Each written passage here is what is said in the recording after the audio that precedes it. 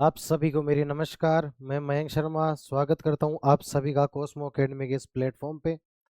आज की क्लास में हम चर्चा करेंगे एक पेपर सेट जो कि बहुत ज़्यादा महत्वपूर्ण होने वाला है आपकी प्रतियोगी परीक्षाओं के लिए।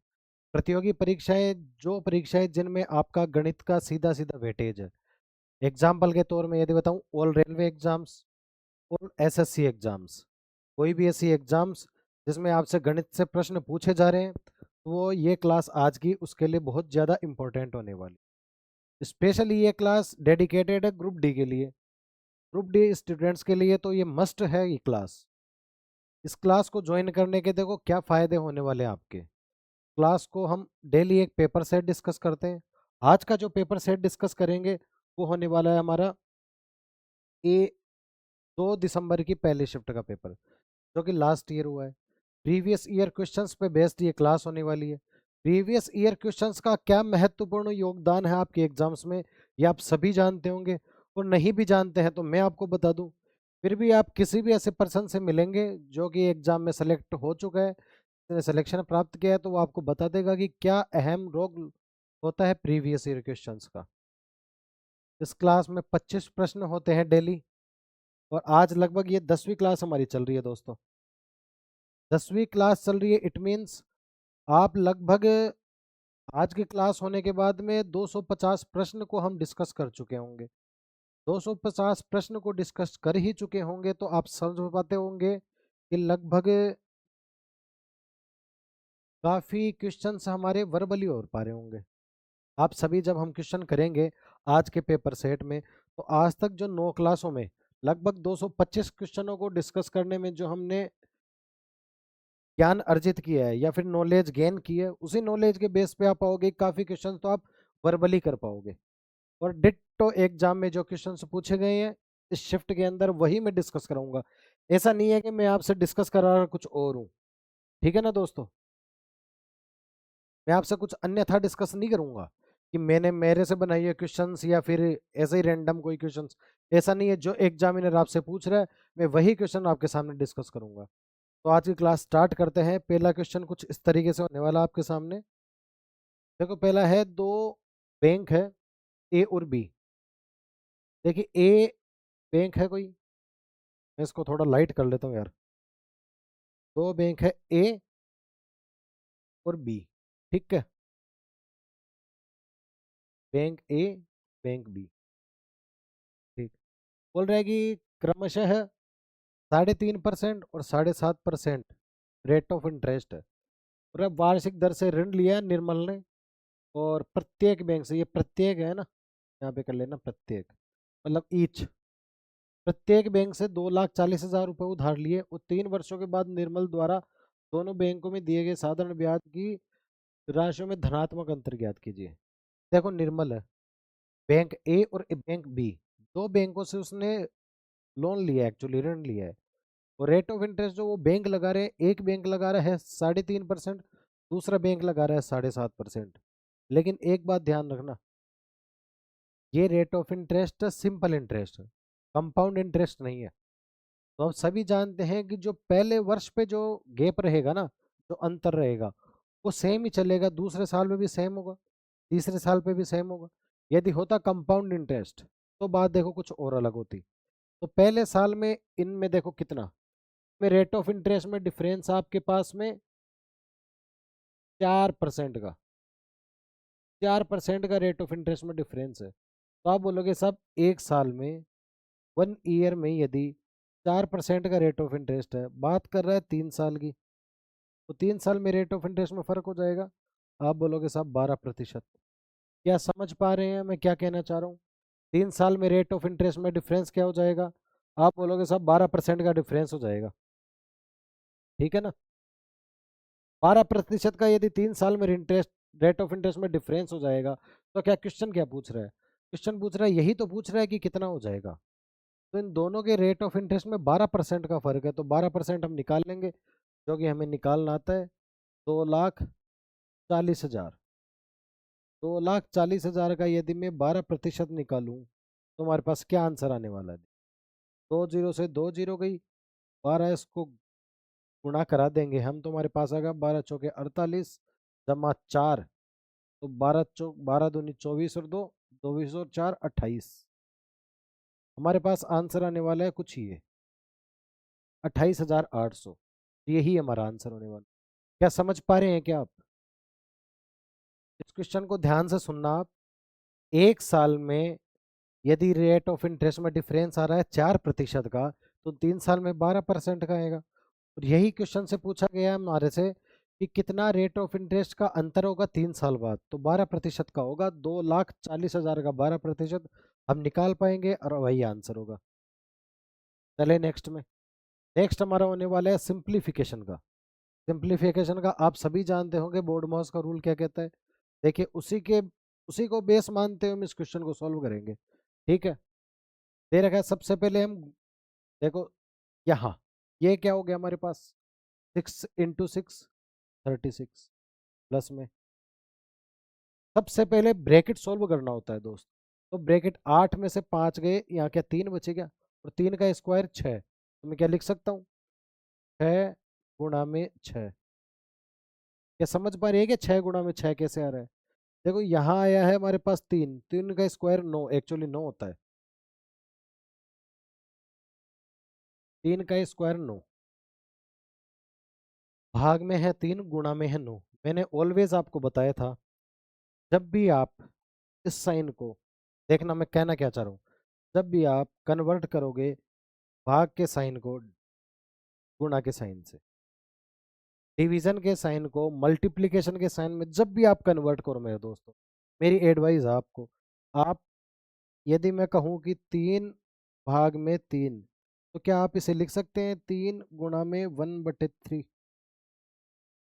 यदि आप संख्या को रिवर्स कर दोगे, बट्टे में ले आओगे, एक देखो 3/3 है तो आप लिख सकते हो 3 × 1/3, लेकिन होता है यहाँ पे ये 3/1/3। तो क्या आप इसे ऐसे लिख सकते हैं 3 × 3? आप बोलोगे साहब बिल्कुल कोई फर्क नहीं पड़ता, बिल्कुल मैं ऐसे कर सकता हूँ। समझ पा रहे हैं कर सकता हूँ या नहीं, यस और नो? आप बोलोगे साहब बिल्कुल, तो कुछ मैं ये यहाँ भी ऐसा ही करने वाला हूँ। ठीक है, भाग में है 3 तो मैं लिख सकता हूँ गुणा में 1/3। आप बोलोगे साहब बिल्कुल, तो गुणा में 9। देखो 3 इसको काट देगा 3 बार, तो क्या 3×9 = 27, और 3×6 देखो 3 को गुणा करोगे 6 से, आप बोलोगे साहब 3 को गुणा करेंगे मैं 6 से, तो मेरे पास आने वाला है कुछ ये 3 को गुणा कर दूंगा यदि मैं 6 से, 3 को देखो मैं गुणा कर रहा हूँ 6 से, ठीक है, तो हमारे पास आने वाला है 18। और 18 × 9 आप सभी जानते हो क्या होता है। 18 की यदि आपको 18 की टेबल भी नहीं आती है ना, तो आपको प्रैक्टिस की बहुत ज़्यादा ज़रूरत है। 18 × 9 में होते हैं 162। 162 में आप 36 ऐड कर दोगे तो आपके पास आ जाएगा साहब 198। यही आपका आंसर होने वाला है। क्या यही आंसर होने वाला है क्या? आप बोलोगे बिल्कुल, बिल्कुल यही आंसर होने वाला है हमारा। ठीक है, कोई भी डाउट हो तो आपको कमेंट में देखो बोलना है, कमेंट में लिख के जाना साहब इतने नंबर क्वेश्चन में डाउट रहा है हमारे। ठीक है, चलते हैं नेक्स्ट में। अब क्वेश्चन कह रहा है कि साहब कौन सी ऐसी संख्या है जो 41 से पूर्णतः डिविजिबल है। तो देखो आपको सबसे पहले तो 41 का डिविजिबिलिटी रूल आना चाहिए। डिविजिबिलिटी रूल क्या कहता है वो मैं आपको बताऊंगा, साथ में क्वेश्चन को भी सॉल्व कर लेंगे चारों एग्जाम्पल को। क्यों? क्योंकि कोई भी आप चीज पढ़ो तो वो उसके ना दोस्त कम से कम भी 3 4 5 6 एग्जाम्पल जब तक नहीं करते हो ना आप, वो चीज एकदम माइंड में फिट नहीं बैठती है आपके। तो इसी 41 का डिविजिबिलिटी रूल यदि आपको नहीं आता है तो आज की क्लास में आप सीख के जाएं, और सबसे ज़्यादा इम्पोर्टेंट इन चारों एग्जाम्पल को करें। घर से भी दोबारा क्लास देखने के बाद फिर से कोई भी रैंडम संख्या उठाएं आप, और फिर से ट्राई करें, और फिर से देखें कि क्या 41 से डिविजिबल है क्या। देखना मैं कहना क्या चाह रहा हूँ। देखो पहले मैं ऑप्शन ले रहा हूँ ए। ऑप्शन ए दे रखा है 7 7 3 9 7, 7 3 9 7, देन दे रखा है 665। ठीक है, ऑप्शन बी क्या दे रखा है? ऑप्शन बी हमारा देखो दे रखा है 75 75 438, 7 5 7 5 4 3 8। ऑप्शन सी हमारा क्या दे रखा है? ऑप्शन सी हमारा दे रखा है 7497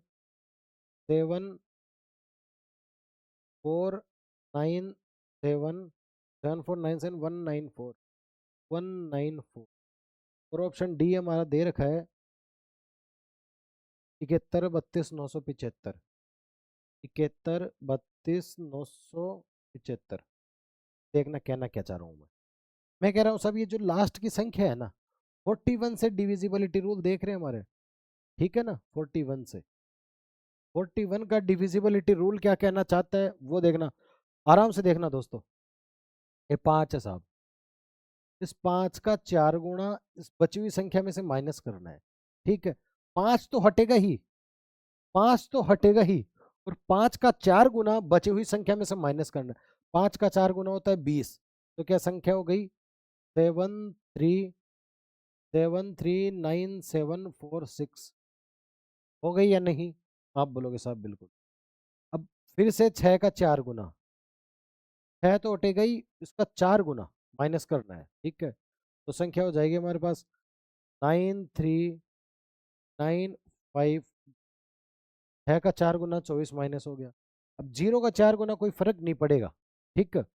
0 का 4 गुना इसमें से माइनस करोगे तो फर्क नहीं पड़ेगा, 0 को हटा दो आप, 0 को हटा दो। अब बची हुई संख्या 5, 5 का 4 गुना तो 7, 5 चौके 20, 1 और 9। अब 9 का 4 गुना, 9 चौके 36, फिर बचा हमारे पास 35। क्या 35 41 से डिविजिबल है? आप बोलोगे नहीं, तो ऑप्शन भी नहीं। दूसरे पे चलते हैं। 8 का 4 गुना, आप बोलोगे साहब 32। 32 इसमें से माइनस करेंगे तो 75750 में और 32 11, ठीक है साहब। यही आ रहा है क्या 32 माइनस करने की? आप बोलोगे बिल्कुल। देन अब 1 का 4 गुना, यहाँ पे ये था 1 का 4 गुना, ये 1 है ना, 1 का 4 गुना 75747, ये यही आ रहा है। आप बोलोगे साहब 7 का 4 गुना, 7 चौके 28, तो 752446 6 का 4 गुना, 6 चौके 24, 730, जीरो से कोई फर्क नहीं पड़ेगा अपने पास। क्या 7341 से है? आप बोलोगे नहीं है, तो आप ये आंसर भी नहीं है। अब आप देखोगे कि थर्ड ऑप्शन को हम ट्राई कर रहे हैं, तो क्या 4 का 4 गुना क्या होगा? आप बोलोगे साहब 16, 16 इसमें से माइनस करेंगे तो 74970 में 3, 194 ही था ना, हाँ ठीक है। तो सब 3 का कितने गुना, 3 का 4 गुना 12, 74958। 8 का 4 गुना, 8 चौके 32, 7463। 3 का 4 गुना 722। 2 का 4 गुना 8, तो आ गया 64। 64 भी डिविजिबल है क्या 41 से? आप बोलोगे नहीं, तो ये ऑप्शन भी नहीं। वैसे तो देखो ये क्वेश्चन सोल्व हो चुका है कि ये लास्ट का ये हमारा आंसर हो सकता है, क्योंकि तीनों नहीं है, चारों फाइंड नहीं करने होते हैं। लेकिन फिर भी हम क्वेश्चन की प्रैक्टिस के लिए 41 का डिविजिबिलिटी रूल दोस्तों मैं लिखित में दे रहा हूँ, लिख के दे रहा हूँ। आप अपने दोस्तों से मिलना, जो भी प्रिपरेशन कर रहे हो, एनीबडी एल्स कोई भी तैयारी कर रहा है, आप अपने दोस्तों से मिलना और उससे पूछना। मुश्किल ही रेयर केस में आपको कोई बता पाएगा, लेकिन एग्जाम में पूछा गया हमें पता होना ही चाहिए। आप यदि करते रहोगे ना तो आपको बहुत ज्यादा समय लगने वाला है एग्जाम में, ठीक है।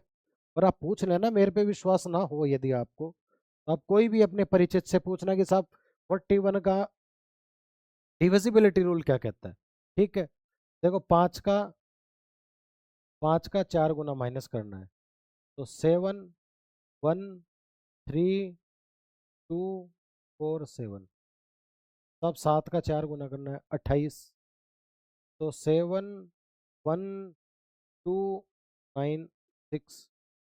6 का 4 गुना करना है, 6 चौके 24, 710 में। समझ पा रहे हो मैं क्या कहना चाह रहा हूँ? ठीक है। हिसाब करना है 4 का 4 गुना, 4 का 4 गुना, ठीक है। तो हमारे पास आया 694। क्या ये आ रहा है क्या आपके पास? आप बोलोगे साहब बिल्कुल। देखिए 5 का 4 गुना, इससे माइनस कर रहा हूँ, 5 चौके 20, 97 से यहाँ 77 आ रहा है दोस्तों। फिर से देखो, यहाँ 77 है, ठीक, क्योंकि 20 माइनस करना है, ठीक है। यहाँ 7 चौके 28 माइनस कर रहा हूँ तो 71299, ठीक है। अब 9 का 4 गुना 36, तो 36 29 और 7, मैं कह सकता हूँ 7093। 3 का 4 गुना 12, तो 697, ठीक है। अब बोल रहे हो साहब 7 का 4 गुना 28, तो 41। देखो 41 डिविजिबल है 41 से, का मतलब हमारा यही आंसर है। क्वेश्चन चाहे बोरिंग हो, लेकिन आपको यही प्रैक्टिस कहती है कि प्रैक्टिस निरंतर करते हुए रहना है। यदि आपको सिलेक्शन चाहिए तो देखो यार, प्रैक्टिस करनी ही पड़ेगी आपको, ठीक है। क्या 41 का डिविजिबिलिटी रूल आपके समझ में आ रहा है या नहीं? आप यदि आ रहा है तो बिल्कुल चैनल को सब्सक्राइब करें आप, और ऐसे मित्रों को या कोई रिलेटिव हो सबको शेयर भी करें। ये क्लास कितनी ज़्यादा इंपॉर्टेंट है। कोई भी स्टूडेंट्स अगर यदि ग्रुप डी में यदि सिलेक्शन चाहता है ना, तो इससे इतर कोई उसके पास ऑप्शन है नहीं मैथ के अंदर, इससे बढ़िया कोई ऑप्शन नहीं है उसके पास, ठीक है। चलते हैं नेक्स्ट क्लास में। देखो नेक्स्ट प्रश्न हमारा, रवि राज से 80 रुपये अधिक खर्च करता है, दोनों मिलकर 380 खर्च करते हैं, तो राज का कितना खर्च है? देखो राज का है साहब एक्स, और रवि, रवि राज से 80 रुपये खर्च करता है, ये हो गया रवि का, ये हो गया साहब रवि, और ये हो गया राज, ठीक है। और दोनों मिलकर 380 खर्च करते हैं, तो हमारे पास आ जाएगा 2x इज इक्वल टू में 300 और x इज इक्वल टू में 150। क्या यही आंसर है क्या? आप बोलोगे साहब बिल्कुल। क्या x राज का ही खर्च था क्या? और सच बताना दोस्तों, क्या ये क्वेश्चन पेन टच करने लायक क्वेश्चन है क्या? क्या इस क्वेश्चन को इतनी इज्जत दी जानी चाहिए कि हम पेन टच करें? इतनी प्रैक्टिस करने के बाद भी हम इस क्वेश्चन में पेन टच करेंगे क्या?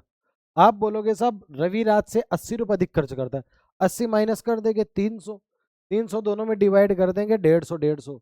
अब जो ज्यादा खर्च करा उसमें 80 जोड़ देंगे, रवि में 80 जोड़ देंगे। रवि साहब हो गया 230 और राज हो गया 150। पूछ रहा क्या है?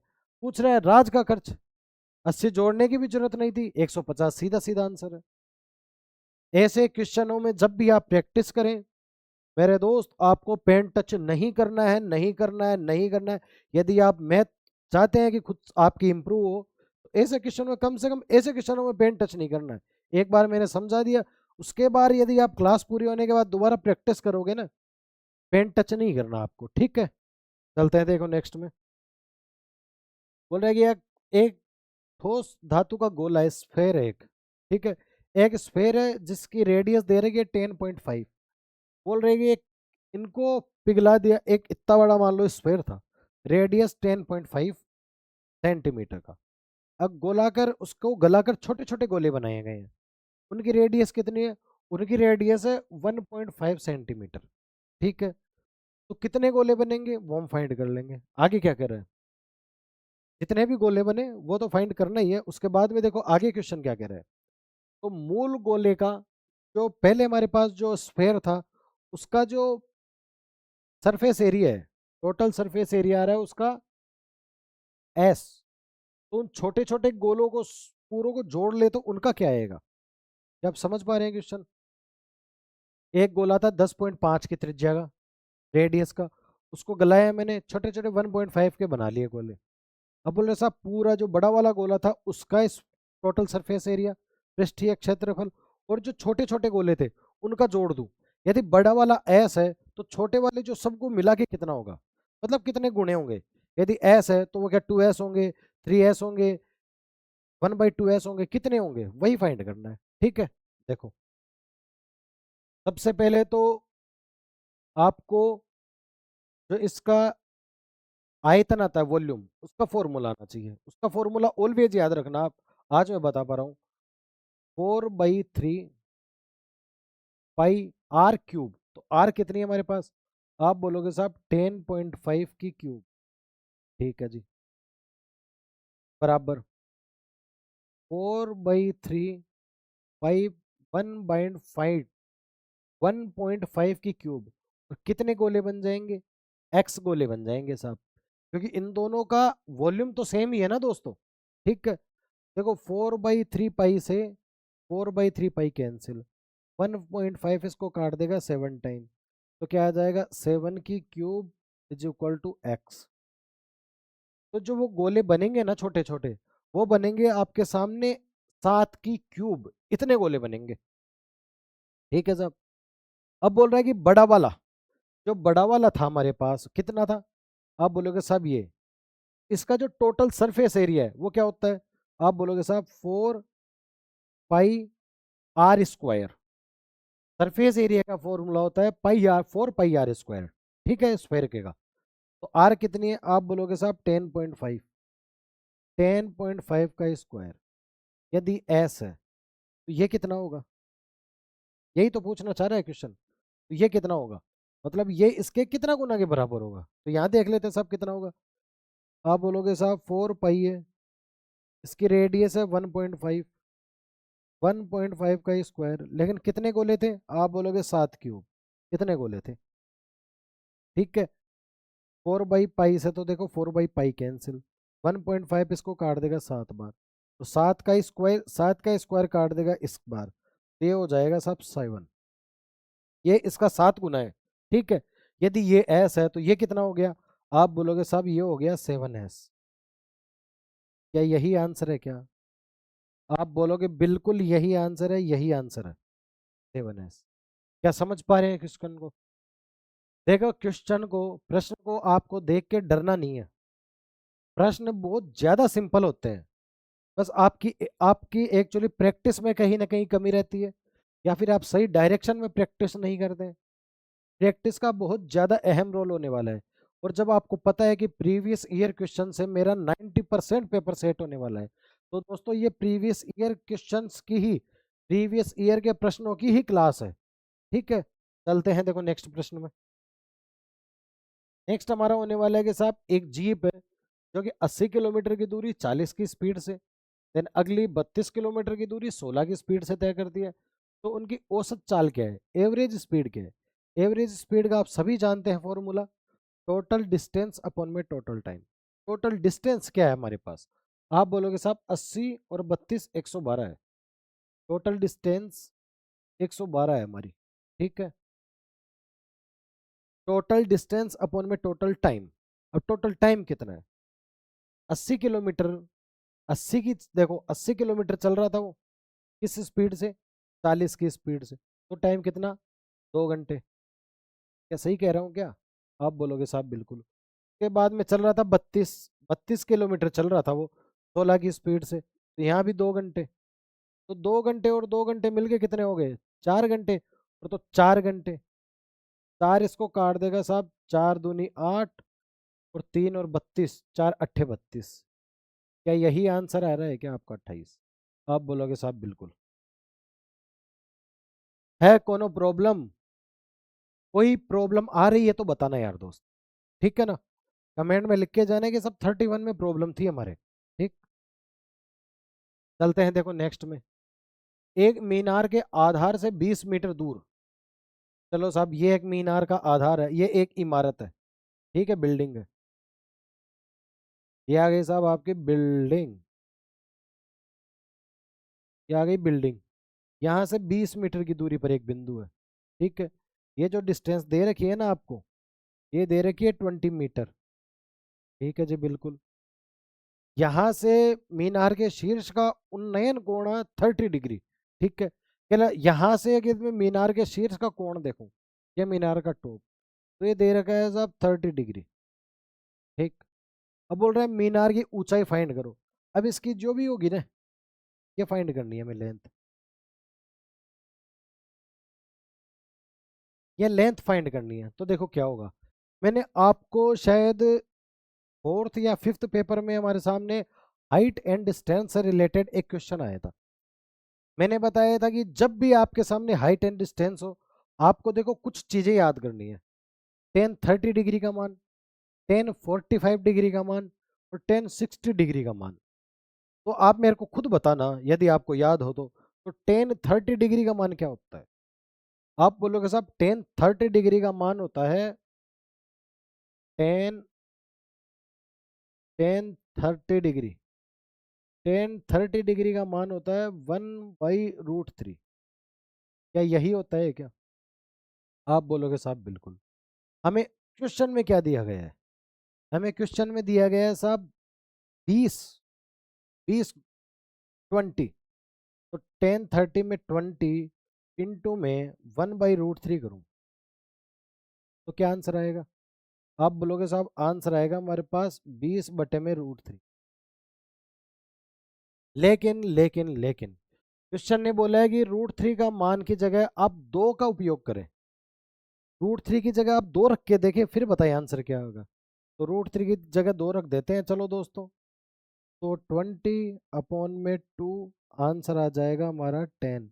क्या यही आंसर आ रहा है? आप बोलोगे साहब बिल्कुल यही आंसर आ रहा है। क्या कोई समस्या आ रही है क्या इस क्वेश्चन में? यदि आपके सामने कोई भी समस्या आ रही हो दोस्तों तो आप बिल्कुल बताना। क्या कोई समस्या आ रही है?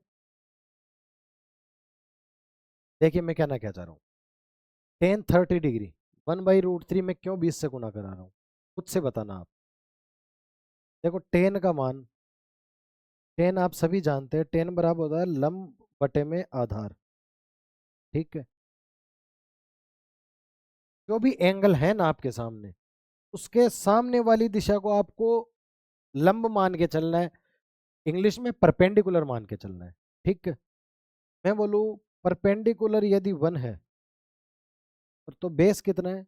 अब आधार आधार हो गया 20। ठीक। तो 20 की वैल्यू दे रखी है √3, तो अपने पास 1 की क्या आएगी? देखिए 20 की वैल्यू क्वेश्चन में दे रखी है √3, तो हमारे पास 1 की क्या आएगी? आप बोलोगे साहब 20/√3।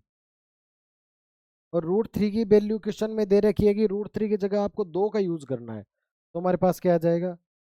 20/2 काट देंगे 10 आंसर। क्या आप समझ पा रहे हैं? क्या आप समझ पा रहे हैं मैं कहना क्या चाह रहा हूँ? थीटा के डिग्री के सामने वाला एंगल आपको परपेंडिकुलर मानना है। अगर यहां होता 30 डिग्री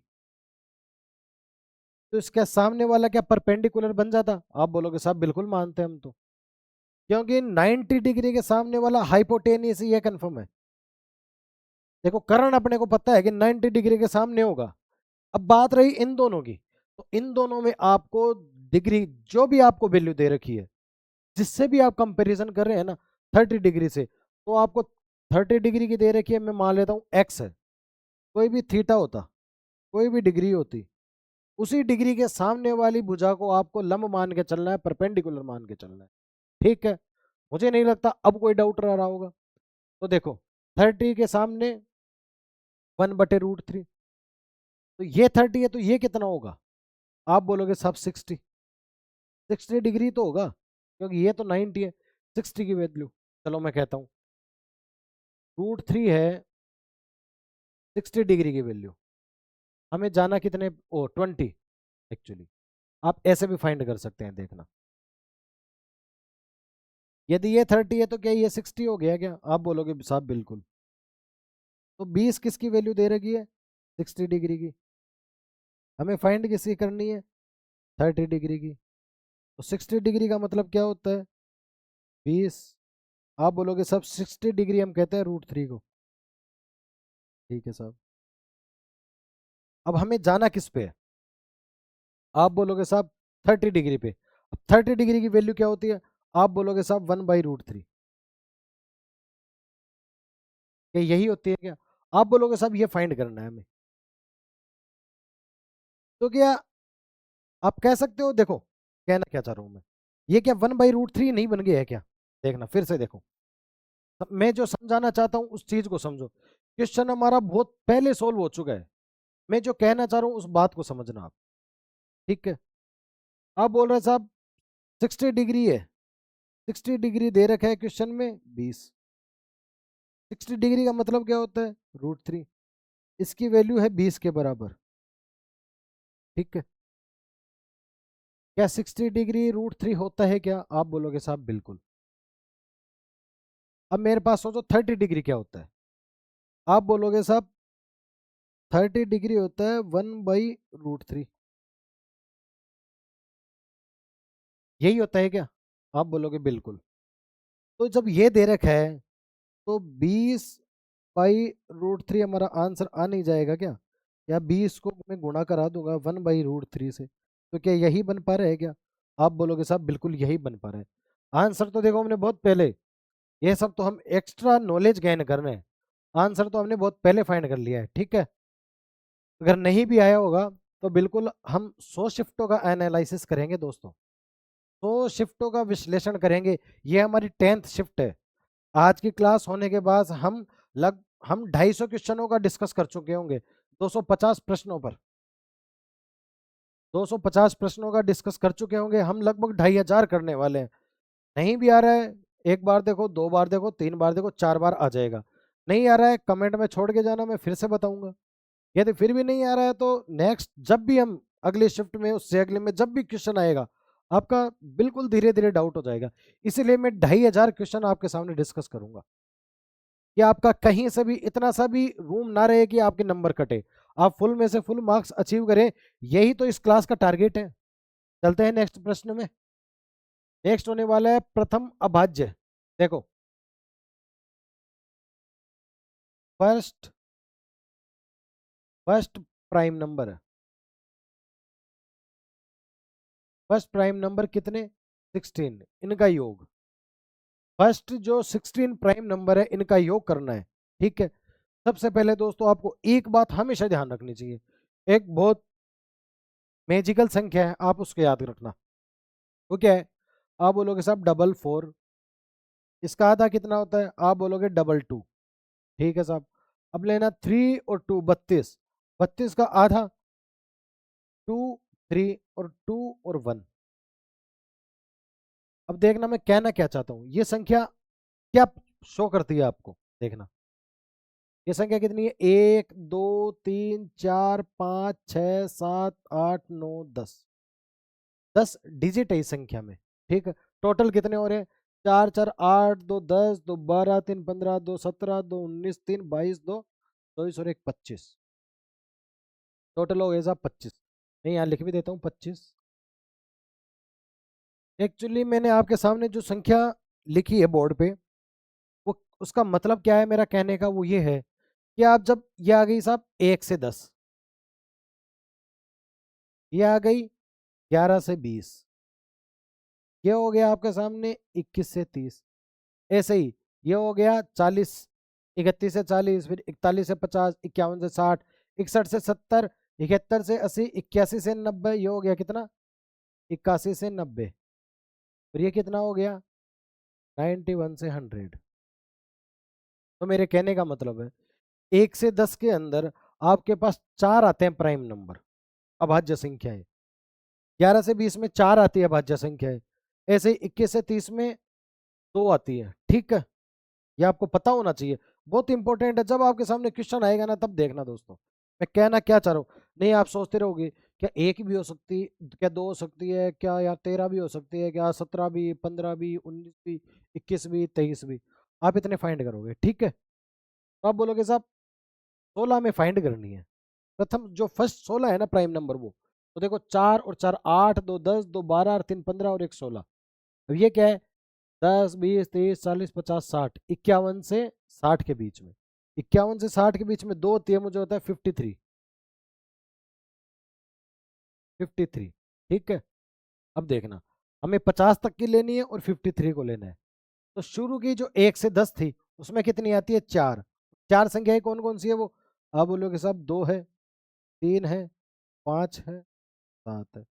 फिर 11 है, 13 है, 17 है, फिर 21 से 30 में दो ही हैं आपके पास में, ठीक है।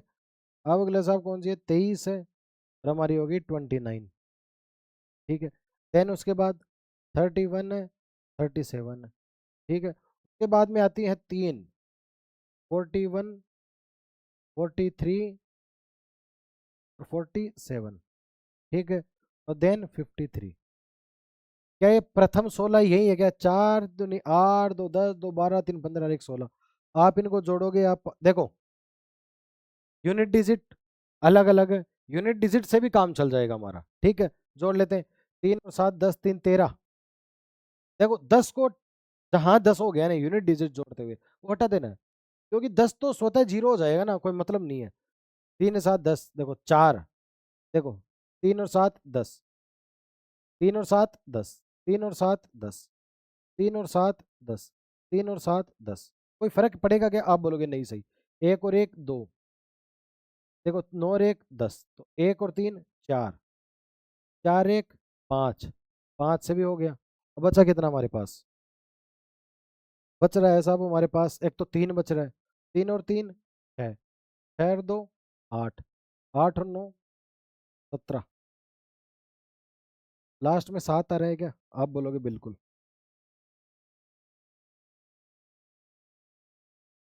देखो मैं फिर भी आप कहना चाहूंगा, यदि आपकी बहुत शार्प है ना कैलकुलेशन, तो ही आप जाना इन पे। नहीं ऑलवेज मैं मानता हूँ आप इतनी स्पीड बनाए अपनी कैलकुलेशन को, आपको ये सब करना नहीं पड़े। फॉर एग्जाम्पल के लिए देखना, 3 7 10 3 13 14 7 21 1 22 9, 22 9 31 3 34 9 43 7 50 3 53 1 54 2 56 3 59 5 64 7 61 71।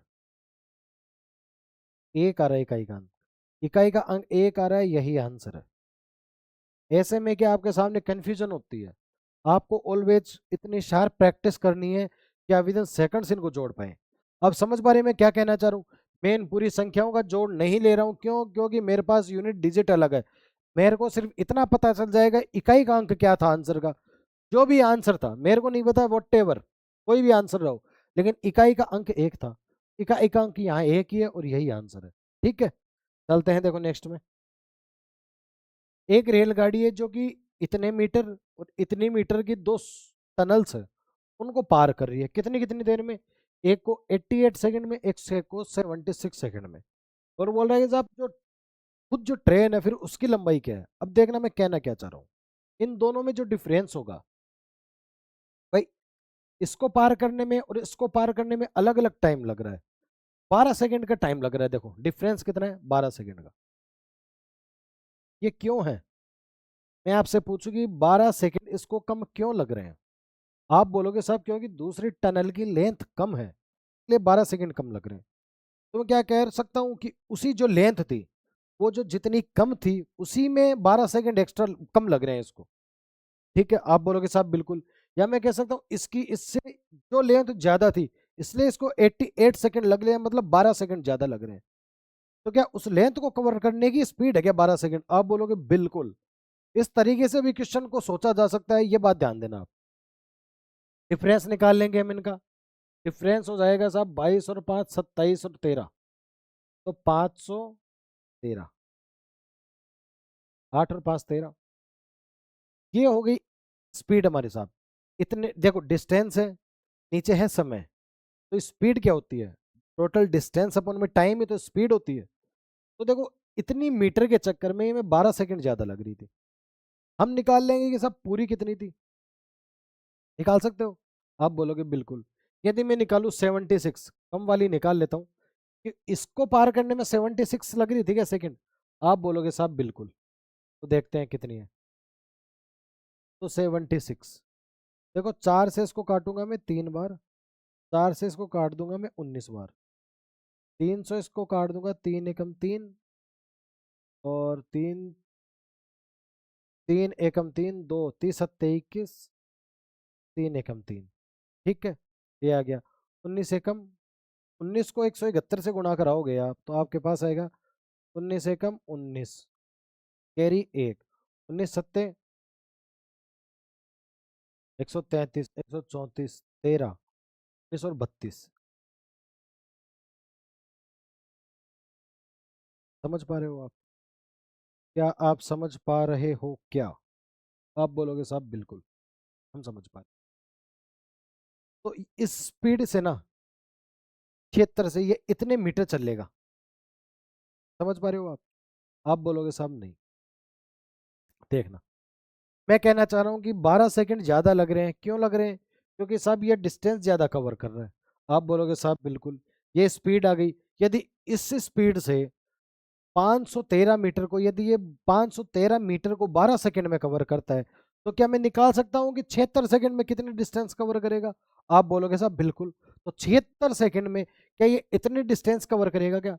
आप बोलोगे बिल्कुल। लेकिन 76 सेकंड में इतनी तो सुरंगी है हमारे पास, इतनी लंबी तो सुरंगी है, कितनी है? 2195। यदि इतनी लंबी सुरंग है, टोटल इतनी मीटर कवर कर रहा है, तो क्या मैं माइनस कर दूंगा तो बची हुई जो लेंथ आएगी वो क्या ट्रेन की आएगी क्या? आप बोलोगे बिल्कुल। वो कितनी है? 2195। 19 में से 5 गए, 9 में से 5 गए 4। ठीक है साहब। 14 में से 9 गए, 14 में से 9 गए, आप बोलोगे 5। ठीक है। 31,011। क्या यही है ट्रेन की लेंथ? देखिए क्वेश्चन का सॉल्यूशन बहुत छोटा है, बहुत छोटा सॉल्यूशन है। सबसे इंपॉर्टेंट बात है कि आपकी समझ, आप क्या सोच पा रहे हैं। मैं कह रहा हूं कि 513 मीटर ज्यादा वो कवर कर रहा था, इसीलिए उसे 12 सेकंड ज्यादा लग रही थी। आप बोलोगे बिल्कुल। तो मैं इसको काट दूंगा तो यह आ जाएगा कि मेरे को 1 सेकंड में कितनी मीटर चल रहा है। आप बोलोगे बिल्कुल। और 76 से गुणा करा तो ये भी पता चल जाएगा 76 में कितनी मीटर कवर कर रहा है। बिल्कुल। तो 76 में हमारे पास 3249 ये वो डिस्टेंस कवर कर रहा था। लेकिन क्वेश्चन क्या बोल रहा है? 76 पार करता है तो इतनी तो सुरंग ही है, कितनी? 2195 की। तो बची हुई जो लेंथ है वो क्या ट्रेन की लेंथ है क्या? आप बोलोगे बिल्कुल, और यही आंसर। अब समझ पा रहे हो?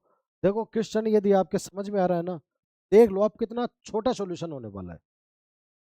इवन पेपर में बहुत क्वेश्चन तो आप वर्बली कर पाओगे, ये मेरा दावा है। यदि आप मेरे साथ 101 शिफ्ट का लगभग 2500 क्वेश्चन का एनालिसिस देखोगे ना, तो आप बहुत पेन से भी कर पाओगे क्वेश्चनों को, विदाउट पेन एक्चुअली। ठीक है। नेक्स्ट है 3 संख्याओं का योग है साहब ये। पहली संख्या और दूसरी संख्या का अनुपात क्या है? 20:18। क्या मैं इसको लिख सकता हूँ 10:9? आप बोलोगे बिल्कुल। देखो फर्स्ट है, सेकंड कोई संख्या है, और थर्ड कोई संख्या है। फर्स्ट और सेकंड का रेशो है 10:9। क्वेश्चन क्या कह रहा है? और दूसरी और तीस का 21 और 12, क्या मैं 3 से इसे काट दूं 7:4 आ जाएगा क्या? आप बोलोगे बिल्कुल। दूसरी और तीसरी का रेशो ये है तो टोटल रेशो आ जाएंगे हमारे पास 70, 63 और 9 चौके 36। क्या ये रेशो आ गए? आप बोलोगे बिल्कुल। अब आपको देख क्या कह रहा है। तीनों का योग 8784। 8784 वैल्यू है किसकी? जोड़ोगे आप इनको तो आ जाएगा 3 4 9 और 3 4 6 10 17 169। अब देखना बहुत शानदार। यदि मैं आपको एक बात बताऊं, देखो आगे क्या है। आगे पूछ रहा है कि पहली और तीसरी संख्या के बीच में डिफरेंस, डिफरेंस कितने का है? 34 का।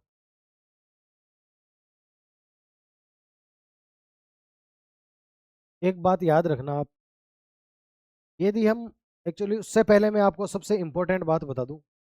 ये जो क्वेश्चन है ना, यहाँ पे आप इसको 8784 की जगह 8788 करना है यार। जब आपकी प्रैक्टिस अच्छी हो जाएगी ना, आप इन चीजों को पकड़ पाओगे कि कौन सी चीजें पूरी कट रही है नहीं कट रही है ये सब। ठीक है। 8788 कर देते हैं। ठीक है। 8788। अब देखना, देखो मेरे पास यूनिट डिजिट दो सेम है, एक्चुअली पूरा ही कर लेते हैं, दो सेम है तो। देखो कभी भी एक बात याद रखना, अभी आप इनिशियल फेज में चल रहे हो, आपकी 10th मतलब 10वां जो है आपका पेपर सेट वो चल रहा है। जब आप 100 तक पहुंचोगे ना, 20 30 40 के बाद में बेस बन जाएगा, तो मैं आपको बताऊंगा क्या। देखो यूनिट डिजिट से मैं निकालूं, हो सकता है कि 6 7 आंसर आ जाए, हो सकता है 8 भी आ जाए। 8 आ जाए तो हमारे पास 2 आ जाएंगे। आप बोलोगे फिर कौन सा लगाएंगे? तो फिर देखो 10th प्लेस, मतलब लास्ट के 2 अंक भी फाइंड कर सकते हैं हम। ठीक है। लास्ट के 2 अंक भी फाइंड कर सकते हैं, लेकिन वो आज नहीं बता के, मैं थोड़ा सा आप समझो, मैं आज जो बताना चाह रहा हूँ वो सिर्फ इकाई का अंक है। इकाई का अंक कैसे? देखो 9 इसको काटेगा, कितनी बार काटेगी? 8 आ जाए 2 बार, और 2 को 4 से गुना करेंगे तो इकाई का अंक 8। तो क्या आंसर है 8, लेकिन आगे 2 बार, तो पूरा सोल्व करेंगे। देखो देखो 13 इसको काट देगा 13 बार, 13 इसको काट देगा 13 छिके 78, 9 8, 13 7 91, 13 छिके 78, 13 फिर से इसको काट देगा 13 13 चौवन 13 पंजे 65 और 13 दूनी 26। अब देखना 34 और 52 को गुणा करोगे आप, 52 इंटू में 34 क्या आ गया आपके पास, आप बोलोगे 4 दूनी में 8, ठीक है, और 6 और 20, 6 और 20 हो गया आपके पास में 26, 26 2 5 से 15 और 2 17। क्या यही आंसर है, आप बोलोगे साहब यही आंसर है 1768। समझ पा रहे हो कैसे? देखो कहने का मतलब ये था मेरा, हमने रेशो बना लिया, रेशो में दे रहा है सबकी वैल्यू दे रही है, आपसे पूछ रहे इन दोनों का डिफरेंस, ये देके आप गुणा करा दोगे। बहुत आसान है यार, इसमें कुछ ज़्यादा है नहीं। फिर भी नहीं आ रहा तो आप कमेंट में लिख के जाना कि साहब मेरे को ये नहीं आ रहा है, आप स्क्रीनशॉट वगैरह ले सकते हो।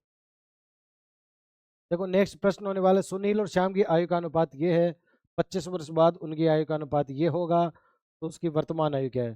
देखो वर्तमान आयु है उनकी 3:4, ठीक है, कह रहा है 25 वर्ष बाद, ठीक है, ये होगा 8:9। यहाँ डिफरेंस क्या है, 1 का, यहाँ डिफरेंस क्या है, 1 का। देखो ऑलवेज आपको डिफरेंस सेम बनाना होता है, जब भी आप रेशो मेथड से एज के क्वेश्चन करोगे आपको डिफरेंस हमेशा सेम बनाना होगा। इसका रीजन बहुत ही सिंपल है दोस्तों, मेरे को आप ये बताओ कि क्या आयु का जो डिफरेंस होगा वो ऑलवेज सेम रहता है क्या? जो आपका आज अपने पिता के साथ, बड़े भाई के साथ, बड़ी बहन के साथ, छोटे भाई छोटी बहन के साथ, जिससे भी आप कंपैरिजन करोगे, दोनों में जो एज का डिफरेंस होगा क्या वो सेम होगा क्या? आप बोलोगे बिल्कुल, दोनों का जो एज का डिफरेंस है ना वो सेम ही रहेगा। तो जब एज का डिफरेंस ऑलवेज सेम रहेगा तो यहाँ भी सेम कराएंगे, यहाँ पहले से ही सेम दे रखा है तो फिर कोई इशू नहीं है, ठीक है। देखो 25 25 दे रखा है क्वेश्चन में, रेशो में कितना बढ़ रहा है, 5 बढ़ रहा है, 3 से देखो बढ़ के 5 हो गया ना, 5 बढ़ रहा है ना 5, ठीक है। बोल रहे हैं कि सुनील की वर्तमान आयु, तो सुनील की वर्तमान आयु कितनी है, 3, गुणा करा देंगे 3 से, 5 इसको काट देगा 5 बार, 5 3 15, 15 वर्ष का है भाई सुनील वर्तमान में। सुनील की जो प्रेजेंट एज है वो है 15, समझ पा रहे हो? एज को हमेशा, जो डिफरेंस है उसको हमेशा ऑलवेज सेम रखना है, और क्वेश्चन आपका सॉल्यूशन, ठीक। चलते हैं, देखो नेक्स्ट में, एक कोई त्रिभुज है, समबाहु त्रिभुज है, ठीक है, उसके आपको, ठीक है, उसका परिमाप है, एक समबाहु त्रिभुज का परिमाप, और एक ऐसे विकर्ण का परिमाप, एक ऐसे वर्ग का परिमाप। समबाहु त्रिभुज देखना, कह रहे हैं एक समबाहु त्रिभुज है, उसका परिमाप तो 16√2 विकर्ण वाले वर्ग के परिमाप के 3/5 में होगा। देखिए मैं क्या कहना चाहता हूँ, माना ये कोई वर्ग है आपके साथ, ठीक है, वर्ग की बात कर रहा हूँ, देखो मैं शेप ही ले लेता हूँ आपके सामने। एक्चुअली मैं शेप की बात करूँ तो शेप शेप शेप क्या आपको दिख रही है, ये रही। आप आ जाओ सब 2D में, 2D में ले लो बात आप स्क्वायर की, ये तो 3D चला गया क्या, 2D में यदि बात कर रहा हूँ मैं, 2D में ले लो साहब, ये मैं बात कर रहा हूँ इसकी, ठीक है, कोई स्क्वायर आपके सामने, और क्या है, और आपके सामने दे रखा है साहब रेक्टेंगल, ठीक है, ये लो रेक्टेंगल क्या दे रखा है, सॉरी ट्राइंगल दे रखा है, त्रिभुज, इन दोनों की बात चल रही है, ठीक। अब आप देखना मैं कहना क्या चाह रहा हूँ, बोलोगे साहब ऐसा कोई त्रिभुज है जिसका विकर्ण कितना है, उसका विकर्ण है 16√2, यदि उसका विकर्ण 16√2 है तो क्या उसकी सारी भुजाएं 16 आ जाएगी क्या? आप बोलोगे साहब बिल्कुल, और इसका जो भी परिमाप होगा, इसका परिमाप क्या होगा आपके सामने, आप बोलोगे साहब इसका परिमाप होगा हमारे सामने, परिमाप को हम, परिमाप आ जाएगा हमारे पास इसका 16 × 4, और इसका परिमाप, इसका परिमाप इसके परिमाप का क्वेश्चन दे रखा है 3/5 हिस्सा है, तो त्रिभुज का क्या आ जाएगा, त्रिभुज का परिमाप आ जाएगा, मैं शॉर्ट में लिख रहा हूँ, त्रिभुज का परिमाप हमारे पास आ जाएगा 16 × 4 × 3/5। क्या ये आ जाएगा क्या, आप बोलोगे बिल्कुल आ जाएगा। ठीक है साहब, इतना हमने फाइंड कर लिया।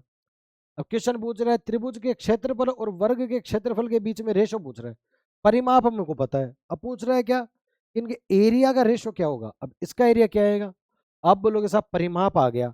परिमाप आ गया तो एक भुजा भी आ जाएगी। आप बोलोगे कैसे, गुणा करा दूं मैं इसको यदि 1/3 से, क्योंकि तीनों भुजाएं सेम है ना इसकी। ठीक है, अब बोलोगे साहब इसका क्षेत्रफल क्या आएगा, इसकी एक भुजा ही है, एक भुजा आ गई हमारे पास ये। और आपको पता है कि इसका जो, मैं क्या कहूँ आपको, अ, इसका जो एरिया है, समबाहु त्रिभुज का एरिया का फॉर्मूला क्या आता है। आप बोलोगे साहब समबाहु त्रिभुज के एरिया का फॉर्मूला आता है हमारे पास में, देखो अब रेशो देखो, इसका लेना है हमको, इसका लेना है, इसका क्या आएगा हमारे पास 16 × 16, या इसका एरिया तो यही हो गया ना। अब निकालना किसका, इसका एरिया निकालना है, और इन दोनों का ले लेना है रेशो। ठीक है साहब, इसका फॉर्मूला होता है हमारे पास में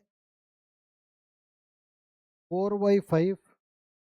एक्चुअली ऐसे नहीं समझ पाओगे आप, इसको समझ पाओगे देखो दोस्तों, यदि मैं बात करूं आपसे। ठीक है,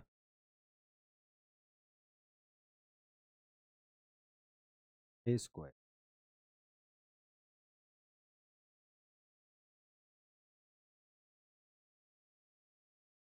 √3/2,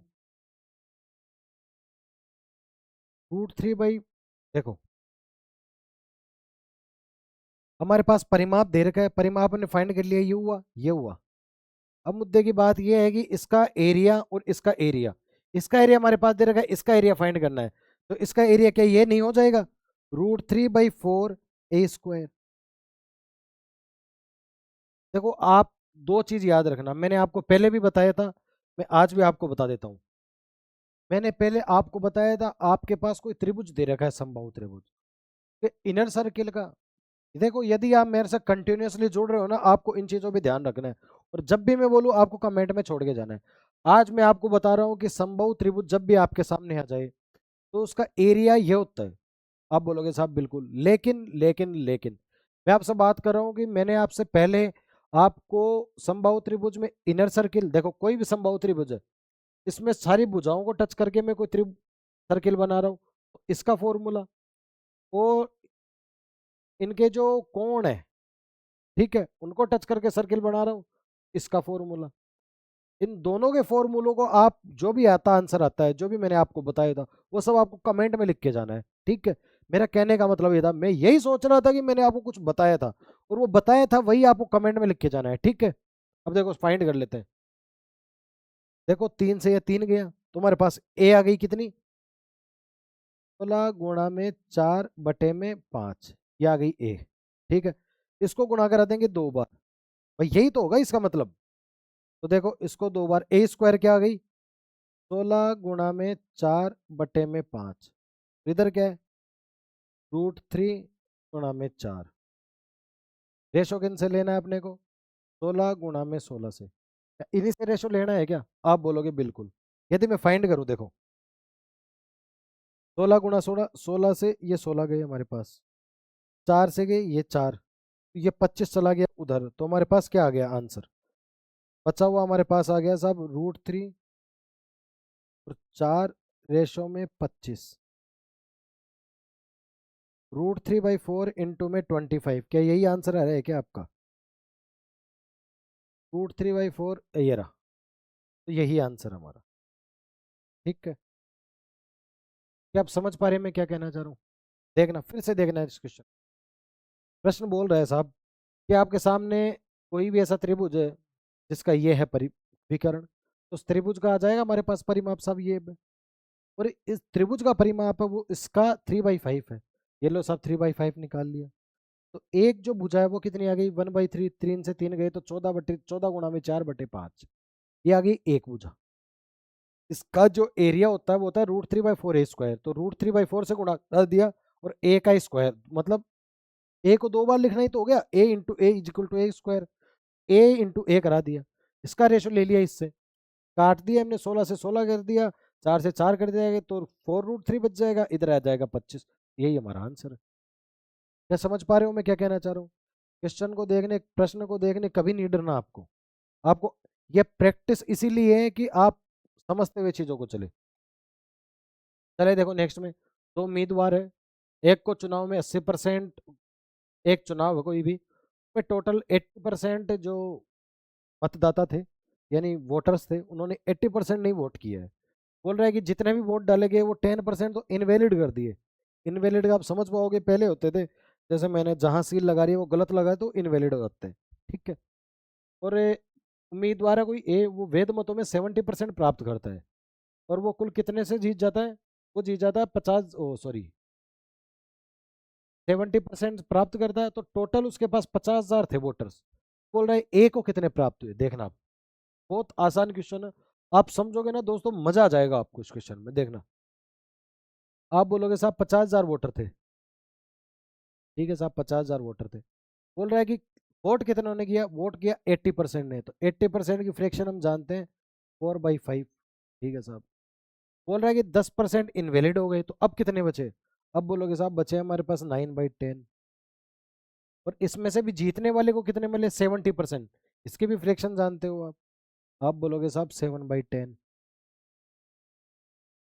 इसी की तो आपसे वैल्यू पूछ रहा है वो, कि इसको कितने मिले। तो आप बोलोगे साहब देखो, 2 जीरो से 2 जीरो गए, 5 से गए ये गया 100 बार। ठीक है। आप बोलोगे साहब ये हो गया 4 सत्ते 28। 4 सत्ते 28। 28 को 9 से गुणा करा दूंगा तो मैं, 4 सत्ते 28, 28 को 9 से गुणा करा दूंगा तो मेरे पास क्या आ जाएगा? 28 को 9 से, 9 अट्ठे 75। ठीक है। 50 7, 50 7, 9 अट्ठे 72, 7, 18 और 25। क्या ये आंसर आ रहा है क्या? 25 200। आप बोलोगे साहब बिल्कुल। क्या समझ पा रहे हैं मैं क्या कहना चाह रहा हूँ? देखो इतने थे, चलो ठीक है, इतनों ने वोट दिया ये मान लिया। फिर बोल रहा है कि साहब 10% इनवैलिड हो गए, तो 10% इनवैलिड हो गए तो बचे कितने? बचे 90। चलो ठीक है। अब बोलो साहब ए को कितने मिले? ए को मिले 70%, तो 7/10। यही आपसे पूछ रहे। कितना आसान सॉल्यूशन है यार दोस्तों, आप सच सच बताना ईमानदार से, कितना कितना कितना आसान सॉल्यूशन है। चलिए नेक्स्ट में। अब बोल रहा है कि 2600 की वस्तु खरीदी गई, का मूल्य 20% बढ़ाया, फिर इसके बाद 10% की छूट दे दी, तो रेट ऑफ, मतलब प्रॉफिट का इंटरेस्ट क्या है, मतलब रेट, मतलब कितने परसेंट प्रॉफिट हुआ है इसमें, क्या इस वैल्यू की जरूरत है क्या? आप खुद बताना दोस्तों, क्या इसकी जरूरत है क्या आपको? आप बोलोगे कतई जरूरत नहीं है, परसेंटेज में हो रहा है सारा मामला। बोल रहा है कि साहब 20%, तो उसे 120 कर दिया। ठीक है साहब। अब बोल रहा है कि इसमें से इसको 10% छूट दे देगा, तो 120 में 10% छूट देने के बाद कितने बचेंगे? 108। क्योंकि 10% जानते हैं 12 होते हैं, और 12 माइनस करने के 8। तो 100 की चीज वो 108 में बेच रहा है, कितने रुपए का प्रॉफिट होता है? आप बोलोगे 8 का। कितने पे? 100 पे कितना परसेंट? 8%। तो सच सच बताना, यदि आप मेरे साथ पूरी की पूरी 10 क्लास ले रहे हो, ऐसे क्वेश्चन में आप पेन टच करोगे क्या यार दोस्त? 120 कर दी 100 से बढ़ा के, 10% का छूट दे दी, तो अब 108 रुपए की हो गई। 100 से बढ़ गए हुए 108, 8 रुपए का प्रॉफिट हुआ है 100 पे 8%। सच सच बताना, यदि यस और नो लिख के जाना है, मैं कमेंट चेक करूंगा, आपको लिखना है कि पेन यस और नो। यस और नो का मतलब है जो जो नो लिखेंगे वो सही दिशा में प्रैक्टिस कर रहे हैं, और जो यस यस लिख रहे हैं उनको प्रैक्टिस की भी बहुत ज्यादा जरूरत है। ठीक है। चलते हैं देखो नेक्स्ट में। नेक्स्ट साहब, इतने आंकड़े हैं उनकी माध्यिका है 12, तो के का मान फाइंड कीजिए। देखो के का जो मान होता है, के है मान फाइंड करना है। देखो माध्यिका मीन, मैं माध्यिका की यदि आपसे बात करूं तो देखो, पहले तो इंग्लिश मीडियम वालों के लिए माध्यिका कहते हैं साहब मीडियन को। ठीक है। मीडियन होती क्या है? या तो साहब इसे आप असेंडिंग ऑर्डर में जमा लो, या डिसेंडिंग ऑर्डर में जमा लो, किसी भी ऑर्डर में जमा लो। जो बीच की संख्या है ना, वही मीडियन है। बीच की संख्या का मतलब, यदि मान लो ये संख्या ये आ गई इवन, ओड आ गई, ओड आ गई, तो मान लो 9 संख्या है टोटल, तो आप कह दोगे कितनी हो गई? एक दो तीन चार पाँच छः सात आठ नौ, नौ हो गई, तो बीच की संख्या हो गई पांचवी, तो यही मेडियन हो गई। लेकिन मान लो संख्या है आठ, संख्या है आठ, तो बीच में क्या है, बीच में चार भी बीच में, पांच भी बीच में। अब क्या करेंगे, अब साहब इन दोनों को जोड़ के इनका आधा कर देंगे, इन दोनों को जोड़ के दो से डिवाइड कर देंगे, इनका आधा कर देंगे, तो वो आ जाएगी मेडियन। समझ पा रहे हो मैं कहना क्या चाह रहा हूँ? देखो मेरे कहने का मतलब ये है, मीडियन आपको फाइंड करना नहीं आता है तो इस क्वेश्चन को आप नहीं कर पाएंगे। तो मीडियन समझ लो क्या होता है। मीडियन होता है साहब असेंडिंग ऑर्डर या डिसेंडिंग ऑर्डर। हिंदी मीडियम में आरोही क्रम में जमा लो, चाहे आप अवरोही क्रम में जमा लो, कैसे भी कर लो, जो बीच की संख्या है ना वही मीडियन है। ठीक है, जमाते हैं देखो इस क्वेश्चन को। सबसे पहले आ गया साहब कितने, एक दो तीन चार पाँच छः सात आठ नौ और 10। ठीक है, कितने आ रहे हैं यार ये, क्या क्वेश्चन था ये?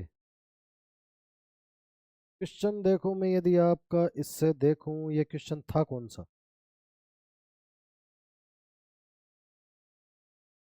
शिफ्ट एक चार, एक दो तीन चार पाँच छः सात आठ नौ, नौ और 10।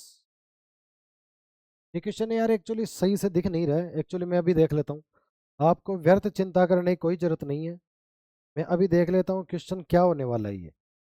इसका जो भी सॉल्यूशन होगा ना वो अभी हम कर लेते हैं। क्या था यार ये क्वेश्चन?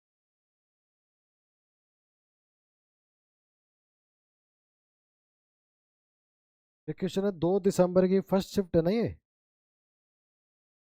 तो 2 दिसंबर की शिफ्ट है ये पहली, और 2 दिसंबर की पहली शिफ्ट का एक क्वेश्चन है 40 नंबर।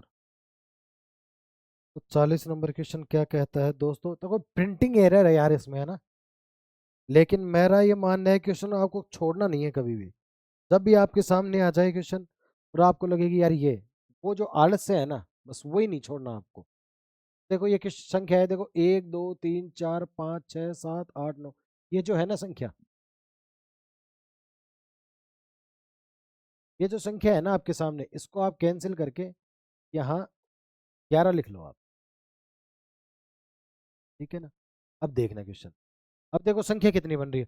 अब उनके साथ एक दो तीन चार पाँच छः सात आठ नौ 10, ये 10 संख्याएं हैं। 10 संख्याएं मतलब ये आ गया नंबर इवन। इवन है तो पांचवी और छठवीं का आधा। समझ पा रहे हो? तो माध्यिका गई पांचवी और छठवीं का आधा। देखना बोल रहा है कि साहब अब इनको जमा लेते हैं हम। जमाएंगे तो सबसे पहले आएगा 4, देन 6, देन 7, देन 9, देन 11। मान लो ये एक संख्या हो गई k+5, इसको मैं हटा रहा हूँ फिलहाल, है ना। 11, देन 15, 16, 20 और 23। एक दो तीन चार पाँच छः सात आठ नौ, 10वीं k+5। आप बोलोगे साहब 10वीं को कहाँ जमाएं? बिल्कुल कह सकते हो आप। और सबसे पहले आंसर आना भी, आप यदि मेरे से कोई डाउट ले रहे हो तो आपके मन में डाउट क्या नहीं आना चाहिए क्या कि साहब k+5 है, अब k हमको पता नहीं है कितना है जो फाइंड करना है क्वेश्चन में, उसको हम जमाएंगे कहाँ पे? असेंडिंग ऑर्डर और डिसेंडिंग ऑर्डर की यदि बात कर रहे हो आप, तो उसे जमाएंगे कहाँ पे आप? अब बता सकते हो? आप बोलोगे साहब नहीं। देखना मैं इसे इस वे में जमा रहा हूँ। ठीक, बिल्कुल। और माध्यिका देरी की कितनी है देखना, माध्यिका दे रखी है हमारे पास में 12, और बीच में यहाँ अभी हमारे पास जो संख्या है ना वो है 11। देखो यदि संख्या 11 से छोटी हो आपके पास, यदि के 11 से छोटा हो आपके पास, मानो आप तो 11 से छोटा हो, तो क्या माध्यिका इनकी 12 आ सकती है क्या कोई भी परिस्थिति में? जैसे आएगी कैसे माध्यिका, इन दोनों को जोड़ोगे उसका आधा करोगे तभी तो मीडियन बनेगी आपके पास।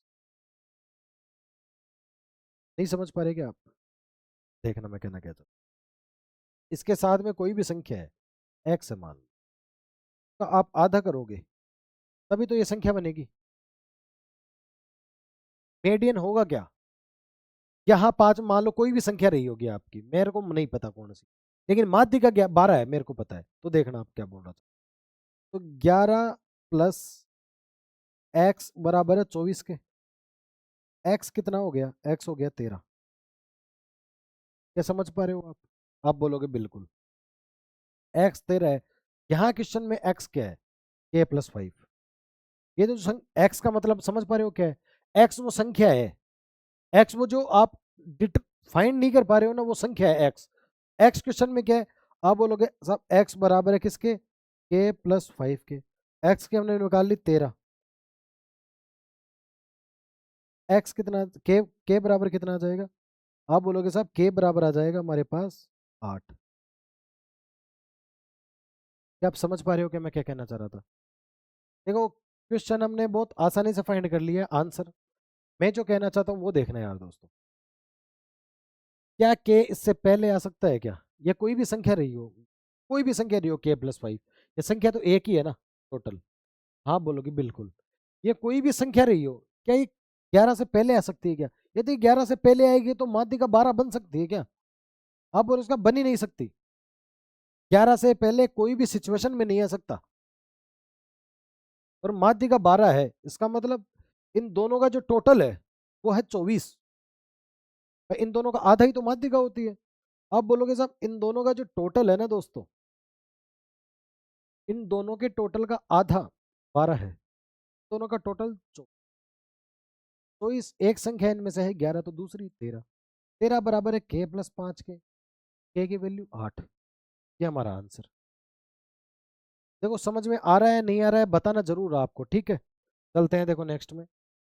नेक्स्ट हमारा होने वाला है कि साहब 2/60 है का 70% का 50%। देखो कोई भी संख्या है ये, मानो संख्या है एक्स, कोई भी संख्या मानो एक्स, इसका 2/6। 2/6 का 70% तो हम कह सकते हैं 7/10 का 50% 1/2। कितनी है? 539 है। वो संख्या ज्ञात कीजिए, संख्या फाइंड कर लेंगे हम। देखो 2 से 2 गया, 7 इसको काट देगा, 7 7 49, 7 7 49, ये चल जाएंगी उधर। तो एक्स कितना आ जाएगा? 77 गुणा में 6 गुणा में 6 7 42, 4620 आंसर। क्या यही आंसर है? ये रहा हमारा सी आंसर। 4620 आंसर रहेगा क्या? आप बोलोगे साहब बिल्कुल।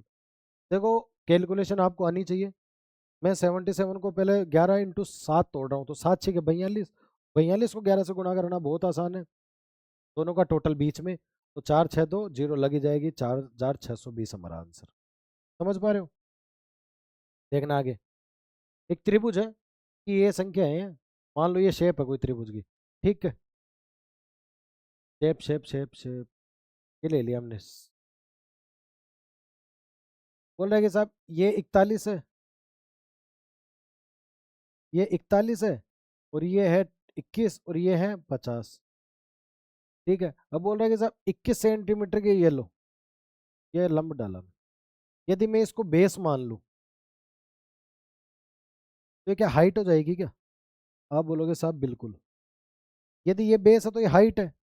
मैं कहूँ 1/2 इंटू में बेस इंटू में हाइट, और यही आपसे वो दूरी पूछ रहा है। यदि मेरे पास एरिया लिखा हुआ हो तो क्या फाइंड करूँ? यहाँ रख दूं मैं एरिया बराबर में, तो क्या ये ट्रायंगल का एरिया का फॉर्मूला ही नहीं हो गया? आप बोलोगे साहब बिल्कुल। और इसका एरिया कैसे फाइंड कर सकते हैं? देखो तीनों संख्याएं में दे रही है, हिरोज का फॉर्मूला आता है, मैं तीनों का टोटल कर लेंगे, आप पाओगे 62 और 50 112। 112 बटे में 2 बराबर आ जाएगा 56। तो हीरोज का फॉर्मूला क्या कहता है आपके सामने? ये होता है S, S minus A, S minus B, S minus में सी। ये यही होता है? आप बोलोगे साहब बिल्कुल। फाइंड करते हैं। देखो 1/2 इंटू में 21 इंटू में एच बराबर में रूट में चल रही है ये संख्या, ठीक है दोस्तों। ये हो जाएगा 56 गुणा में 15 गुणा में 35 गुणा में, देखो आप 56 को क्या आप 7 × 8 लिख सकते हो? आप बोलोगे बिल्कुल। 15 को 3 × 5 35 को 7 × 5, ठीक है। और इसको लिख दोगे आप 3 × 6। समझ पा रहे हो मैं क्या कहना चाह रहा हूँ? 7 और 7 तो बार क्या आ गया हमारे पास, देखना 1/2 इंटू में 21 इंटू में h बराबर में एक बार आ गया 7, ठीक है साहब। मैं कह रहा हूँ 5 और 5 में से एक बार 5 बार आ गया, आप बोलोगे बिल्कुल 3 और 3 में से आ गया, ठीक है। ये हो गया 7 8 56, 7 बार आ गया। 3 × 5 = 15, 3 भी बार आ गया। 7 × 5 = 35, 35 भी बार आ गया। 8 × 6 = 48। ये हो रहा है साहब देखो क्या रहा है 2 एक्चुअली। ये 6 × 3 नहीं होता है, 6 होता है 3 × 2। 8 दूनी 16 में से 4 बार आ गए क्या? आप बोलोगे साहब बिल्कुल यहाँ से 4 बार आ गए। फाइंड कर देंगे, देखो 2 इधर चल जाएगा हमारे पास, भाई 2 उठ के इधर गुणा में हो जाएगा, 21 काट देगा किसको, 7 और 3 को। तो हमारे पास h बराबर क्या आ जाएगा, अब 5 चौके 20, 60। देखो मैं कहना क्या चाह रहा हूँ दोस्तों, 5 चौके 20 दूनी 40, 5 चौके 20 दूनी 40, क्या यही आंसर आ रहा है? आप बोलोगे साहब बिल्कुल यही आंसर है। हीरोज का formula very very very important आपके लिए, और ये बहुत, मैंने कम से कम भी 10 पेपर सेट करा दिए, तो कम से कम भी 8 बार आपको बता चुका हूँ। ये फॉर्मूला आपको आना ही चाहिए। क्यों आना चाहिए? जब जब आपको त्रिभुज की तीनों भुजाएं दे रखी होंगी ना, और आपको एरिया की जरूरत पड़ेगी, तो आपको यही फॉर्मूला काम आएगा, ठीक है। तो ये 40 हमारा आंसर। चलते हैं देखो नेक्स्ट में। एक वस्तु को 20% छूट देने पर, 20% की छूट दें हम और फिर बेचे, तो भी हमें प्रॉफिट कितना हो रहा है, 32% का हो रहा है। आप बोलोगे साहब बिल्कुल, देखो सीपी यदि 100 है, ये एसपी है, और ये है एमपी मार्क प्राइस, ठीक है। पूछा मार्क प्राइस पूछ रहा है, तो बोल रहा है कि साहब सीपी यदि 100 है, ठीक है, तो एसपी कितना है, 32% का प्रॉफिट है, तो एसपी 132, ठीक है साहब 132। 132 आ रहा है, 20%। इन दोनों का जो रेशो है ना, वो रेशो कुछ इस तरीके से है, 80 और 100 का, ठीक है। क्योंकि यहां से 20% की छूट दिया है, तो मैं क्या कह सकता हूँ, 80 को 4 अनुपात 5 में काट सकते हैं। आप बोलोगे बिल्कुल 4/5, या मैं इसे ऐसे भी लिख सकता था, ये वैल्यू है 80 की, तो 100 की क्या है, ऐसा भी तो कर सकता हूँ ना। आप बोलोगे बिल्कुल, देखना 4 20 से गया 4 बार, 20 से गया 5 बार, 4 इसको काट देगा, 4×3 = 12, 4×3 = 12, 33 को 5 से गुणा कराऊंगा 165, ये आ गया साहब 165। तो कितना परसेंट बढ़ाया है, कितना परसेंट बढ़ा के लिखा है? आप बोलोगे साहब 65 बढ़ाया है, किस पे, 100 पे, कितना परसेंट? आप बोलोगे साहब 100 इसको काट देगा 65%। सही बताऊं ना दोस्तों, यदि आप कंटिन्यू मेरी क्लास देख रहे हैं, कंटिन्यू हम डिस्कस कर रहे हैं, तो इसमें भी आपको, और सबसे इंपॉर्टेंट एक बात और है, आपका परसेंटेज, आपका रेशो और आपकी फ्रैक्शन, इन तीनों में कमांड अच्छी है। मैं बहुत, मेरे को देखो समय की थोड़ी प्रॉब्लम चल रही है, एक क्लास लेके आऊंगा इंपॉर्टेंट आपके लिए, मैं ये मेरा वादा आपसे, जब भी मैं लेके आऊंगा, जब भी मेरे को समय मिलेगा, तो आप पाओगे। अगर ये आपकी इनमें पकड़ है ना, तो इस क्वेश्चन में भी पेन उठाने की जरूरत है नहीं। आप बोलोगे साहब 32% का प्रॉफिट हो रहा है, 32% की वैल्यू क्या है, 100 से 132 हो गया, 32 वैल्यू है यदि 4 की, तो 5 की वैल्यू, भाई 32 वैल्यू 80 की, 100 की, तो ये 4 और 5 ही तो हो रहे हैं रेशो में। 132 वैल्यू है 4 की, तो 5 की कितनी होगी? आप बोलोगे साहब 4 इसको काट देगा 33 बार, 33 गुणा में 5 165, तो 100 से उठ के 165 हो गया। तो 65% नहीं बढ़ गया क्या अंकित मूल्य? आप बोलोगे बिल्कुल। इसमें भी पेन टच करने की जरूरत है नहीं दोस्तों। आगे देखो इनका, इनका गुणा आप बहुत आसानी से करा सकते हो। देखो इनका गुणा होता है x² प्लस में 5x प्लस में 2×3=6। इनका गुणा देखो ऐसे होता है x+2 x प्लस में 3, पहला x का इससे होगा, फिर x का इससे, फिर 2 का इससे, फिर 2 का इससे। आंसर ये आ रहा आपका। कोई दिक्कत है? बताना मेरे को, क्या समझ में नहीं आ रहा हो तो जरूर बताना, है ना। बहुत ऐसे क्वेश्चन आ जाते हैं। ठीक है आगे चलते हैं। देखो बोल रहा है कि साहब 19 तो है पुरुष, ठीक है, साथ में है 13 महिलाएं, और एक काम को 12 दिनों में पूरा करती है, ठीक है साहब। फिर बोल रहे कि साहब 17 पुरुष है और महिलाएं 9, 9 महिलाएं काम को 14 दिन में पूरा कर सकती है। तो कितने महिलाओं का कार्य पुरुष के कार्य के बराबर है? एक्चुअली ये दोनों का एफिशिएंसी चाहिए आप, ठीक है। यदि मैं गुणा कराऊं, देखो पहले तो मैं इसको काट दूं ताकि कैलकुलेशन इजी हो जाए। इन दोनों को क्या 6 और 7 से काट सकता हूँ? आप बोलोगे साहब बिल्कुल। अब गुणा कराओ, देखो तो ये क्या आ जाएगा हमारे पास, 19 ठीक है, 114 तो हो गई पुरुष, ठीक, साथ में 13 छिगाड़े 78, 78 हो गई महिलाएं। किन के बराबर है? आप बोलोगे 17 सत्ते 119 पुरुष के, प्लस में 9 सत्ते 63 महिलाओं के, 63 महिलाएं। दोनों को एक तरफ ले आए, 114 पुरुष इधर आएंगे तो बच जाएंगे 5 पुरुष, ये इधर जाएंगे तो बच जाएगी 15 महिलाएं। 5 इसको काट देगा 3 बार, ठीक है, 3 महिला बराबर है 1 पुरुष के। आप बोलोगे साहब बिल्कुल। यही पूछ रहे हैं कि एक पुरुष के कार्य कितने के बराबर है? एक 3 महिलाओं के कार्य के बराबर, ठीक है। ऐसा ही एक क्वेश्चन हमने देखा था। मैं बोला था जब भी महिला पुरुष की ऐसी बात हो जाए, आपको कुछ नहीं करना है, आपको सीधा गुणा करा के इनकी एफिशिएंसी ले ली है। एफिशिएंसी मतलब क्या? एफिशिएंसी ये आ जाती है इनकी 1:3। क्या महिला की एफिशिएंसी 1 है, पुरुष की एफिशिएंसी क्या 3 आ जाती है क्या? सबसे पहले आपको यही करना है। क्वेश्चन में आगे क्या पूछ रहा है, बाद में क्या पूछ रहा है, इस पे नहीं जाना आपको। क्यों? आपने भी देखा होगा, मैंने पढ़ा महिला पुरुष, मैं सीधा क्वेश्चन करने लग गया। आपको ये देखना ही नहीं है कि क्वेश्चन क्या पूछ रहा है, आपको जो देख रहा है सबसे पहले आप फाइंड कर लो ये कि साहब इनकी एफिशिएंसी क्या है। क्योंकि जो भी पूछेगा आपसे क्वेश्चन, एग्जामिनर जो भी पूछेगा ना, एफिशिएंसी से रिलेटेड ही पूछेगा, ये मेरा दावा है, ठीक है। चलते हैं। समझ में आ रहा है क्या? देखो हम कहना क्या चाह रहा हूँ, ये 12 दिन में करते हैं, 14 दिन में करते हैं, ठीक है साहब। मान लो काम आधा है, इनको 2 से मैंने डिवाइड करा दिया, तो 6 दिन में, 14 दिन में, तो 6 दिन में 19 पुरुष 6 दिन तक कार्य कर रहे हैं। तो एक्चुअल में कितने पुरुष कार्य कर रहे हैं? 19 पुरुष 6 दिन तक, 19 छः तो 114 पुरुष काम किए ना। आप बोलोगे साहब बिल्कुल। महिलाएं कितनी? 13 छः 78, 6 दिन तक तो 78। समझ पा रहे हो? ऐसे मैं इसको फाइंड कर रहा हूँ एफिशिएंसी को। एक दुकानदार 12,000 में कोई खरीदता है, 13,500 में बेचता है, तो उसका लाभ क्या है? लाभ है साहब उसका 1500, किस पे? 12,000 पे। 2 जीरो से 2 जीरो गई, 15 इसको काट देगा 8 बार। 1/8 की फ्रैक्शन बताओ दोस्तों, 12.5%। क्या यही आंसर है? आप बोलोगे बिल्कुल यही आंसर है। क्या इसमें भी पेन टच करने की जरूरत आ रही थी क्या?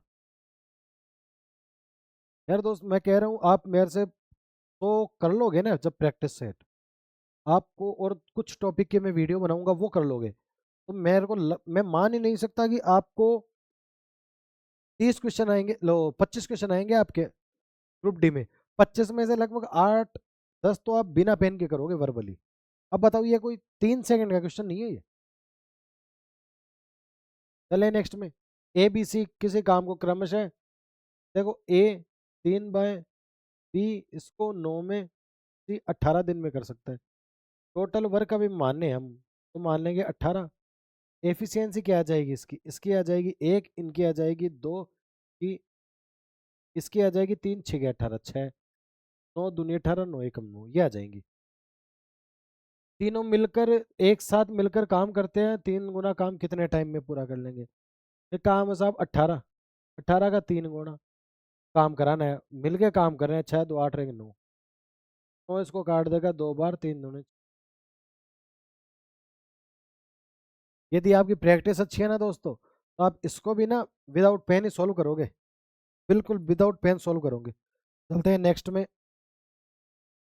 25 विद्यार्थियों, 25 स्टूडेंट है, उनकी औसत एज है 33। शिक्षक भी आ जाए, टीचर भी आ जाए, यदि 25 प्लस टीचर आ गया तो अब हो गई 34। मैंने आपको ऐसे 5-10 क्वेश्चन करा चुका हूँ, और मैं बोला था कि जब भी नेक्स्ट टाइम करेंगे ना, पेन टच नहीं करेंगे, ठीक है, पेन टच करेंगे भी नहीं। मैं बोल रहा हूँ कि यदि शिक्षक भी, जो टीचर आता वो भी 33 साल का ही आता, तो कोई फर्क पड़ता क्या? आप बोलोगे साहब बिल्कुल फर्क नहीं पड़ता। मान लिया चलो शिक्षक भी 33 का आया, ठीक है। 33, देखो ज्यादा हो रहा है उनका औसत, तो 33 से तो ज्यादा है। एक बार के लिए मान लो कि 33 का आया, ठीक, 33 का आया। अब 33 से कुछ तो ज्यादा आया है ना, बिल्कुल आया है। कितना आया है ज्यादा, वही हमें फाइंड करना है। देखना, एवरेज 33 से बढ़ के 34 हो गई, एक बढ़ गई एवरेज कितने लोगों पे? 25 और एक 26 पे बढ़ गई। भाई 26 लोग आए तभी तो एक एवरेज बढ़ गई, तो यहाँ हो जाएगा 26, और इसका आंसर आ जाएगा 59। यदि मैं ऐसा कहूं कि 25 लोगों का समूह था, एक नया आ गया, लेकिन एवरेज अब 33 की जगह हो गई 32। जैसे मैं कहूँ आपसे, ये तो गया स्टूडेंट टीचर का, आप ऑलवेज जोड़ते हो, ठीक है। मैं कहूँ 10 लोगों का समूह था, कोई भी 10 लोग थे। अब की बार मान लो कोई नया है तो उससे कमी हो जाए, तो क्या माइनस कर देंगे ये हम माइनस कर देंगे, और क्या होगा, कमी होगी तो माइनस कर देंगे, ज्यादा होगा तो जोड़ देंगे। ठीक है, क्या समझ पा रहे हो क्या? विदाउट पेन ही सोल्व करना है हमको, ठीक है। 25 थे, 25 की एवरेज थी, औसत थी 33। यदि 33 का ही कोई आ जाता तो फर्क नहीं पड़ता, लेकिन फर्क पड़ा, और पढ़ के बढ़ गया, इसका मतलब वो 33 से ज्यादा है। 33 से कितना ज्यादा है? आप बोलोगे साहब पूरे के पूरे 26 लोगों पे एक की औसत आयु बढ़ गई, तो 26 बढ़ गई ना, सब पे एक एक। औसत कितनी बढ़ी? एक बढ़ी।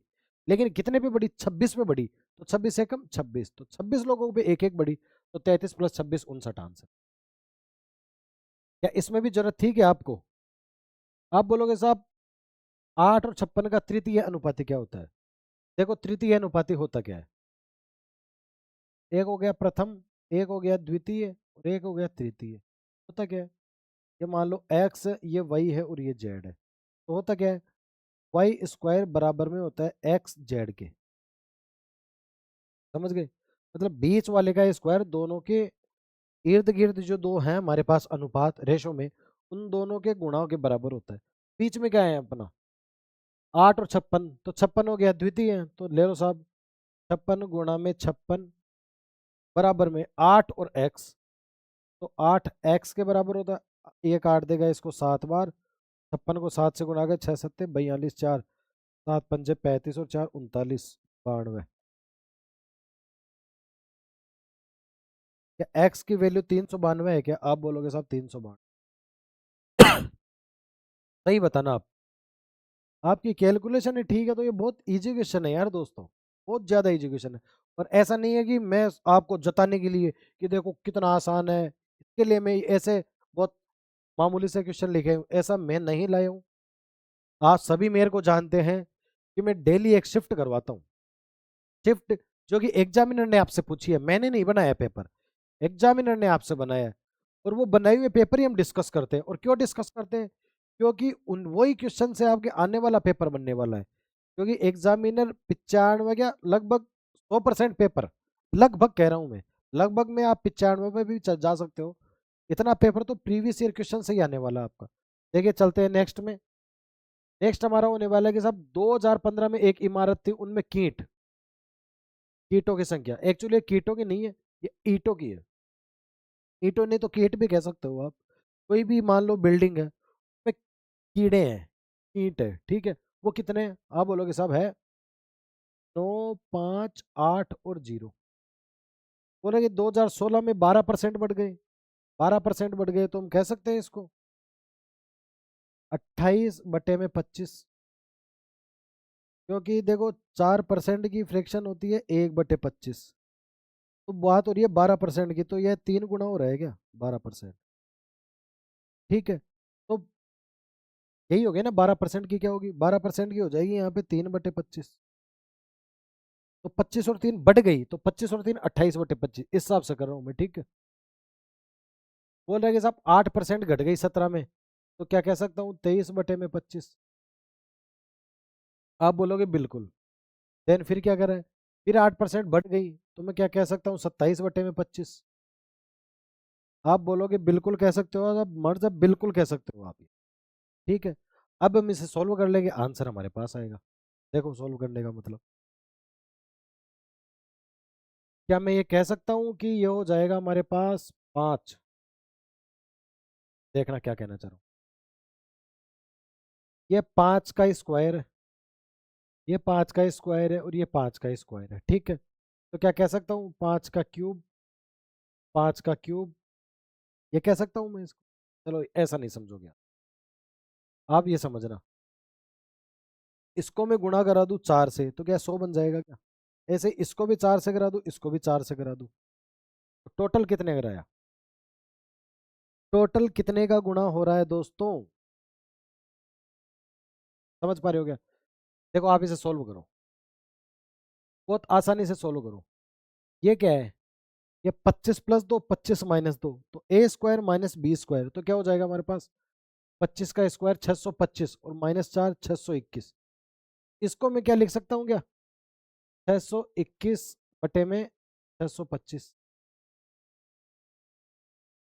क्या लिख पा रहा हूँ क्या? आप बोलोगे बिल्कुल। यहाँ क्या आ रहा है हमारे पास? देखो ये 5 से कितनी बार गया? 5 से गया ये 5 बार। ऐसा भी नहीं हो यार। देखो आप, मैं कहना ये चाह रहा हूँ आपको कि आप नीचे जीरो बनाओ। कैसे जीरो बनेगी? जीरो बनेगी कैसे? डूब गया क्या? ठीक है, ये जीरो बनेगी कैसे दोस्तों? मैं आपसे कहूँ कि आप इसे सोल्व करोगे, इतनी लंबी कैलकुलेशन आप सोल्व करने बैठोगे ना, बहुत टाइम लगाएगा।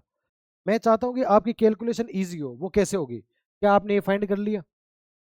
आप बोलोगे सब बिल्कुल कर लिया। ठीक है, अब देखना मैं कहना क्या चाह रहा हूँ। आप बोलोगे सब ये है कोई संख्या? 621 हो गया ऊपर।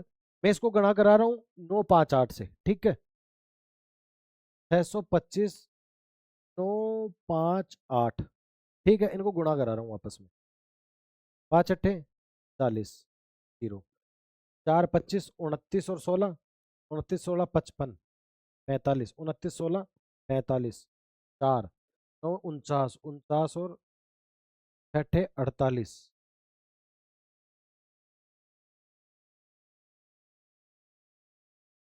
देखो यार क्या कहना चाह रहा हूँ।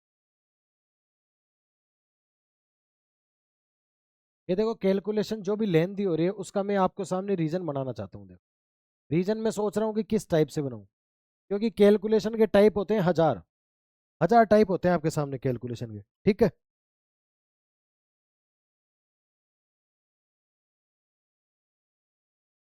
हजार टाइप होते हैं आपके सामने कैलकुलेशन के। सबसे इजी जो मेथड है ना वो यूज करना है। कैसे? देखना, यदि आप इसको गुणा करोगे आपस में तो ये आ जाएगा आपके सामने। इसको मैं देखो 4 से, इसको 4 से, इसको 4 से, तो क्या हो गया हमारे पास? 4 4 16। तो क्या मैं कह सकता हूँ ऊपर 64 से और नीचे भी मैं 64 से? यदि मैं ऐसा कर देता हूँ, यदि मैं ऐसा कर देता हूँ, यहाँ क्या बन जाएगा? 100 गुणा में 100 गुणा में 100। अब क्या करना है? मान ले एक जीरो से एक जीरो गई तो बची क्या? 1 2 3 4 5। क्या यही बच रही है क्या? ये बची, तो नीचे तो हमारा सामना खत्म है ना सारा, क्योंकि 64 तो इनमें गुणा हो गई। क्या ये बच गया क्या आपके सामने? आप बोलोगे साहब बिल्कुल। ये लो, नीचे का साफ हो गया हमारे सामने। पर नीचे का तो हमने खत्म कर ही दिया ना जीरो बना के। मैं ये कहना चाह रहा हूँ, यदि आप ऊपर नीचे इससे गुणा करा लोगे ना, और इसका क्या आ जाएगा आपके सामने? यह आ जाएगा साहब 621। 64 गुणा में 28 गुणा में ये क्या बच रहा है? 9580। और मैंने बताया था आपको कि दो संख्याओं का दो संख्याओं से, तीन संख्याओं का तीन संख्याओं से गुणा कराना कितना आसान होता है। और आप इनको जब भी फाइंड करोगे तो देखना यार, ये एक जीरो देखो पहले कैंसिल कर चुका हूं मैं, ठीक है ना। और आप पाओगे कि यार जब ये इतने जीरो आ जाएंगे ना, तो मेरे को क्या करना, ऊपर जो भी आंसर आएगा, जैसे मान लो XYZ ABCDEF, कोई भी संख्या ही, करना क्या है मेरे को? पांच संख्या पहले, तो पांच जीरो, 1 2 3 4 5, 1 2 3 4 5, तो पांच संख्याओं पहले मैं शून्य लगा दूंगा और यही हमारा आंसर हो जाएगा। तो ये जो मैं कहना चाह रहा था ना, इतनी जो मैं भूमिका इतनी देर से सोच समझ के जो आपको बताना चाह रहा था, देखो कैलकुलेशन में 5 का, 25 का, 125 का बहुत ज्यादा अहम रोल है। 125 का कैसे?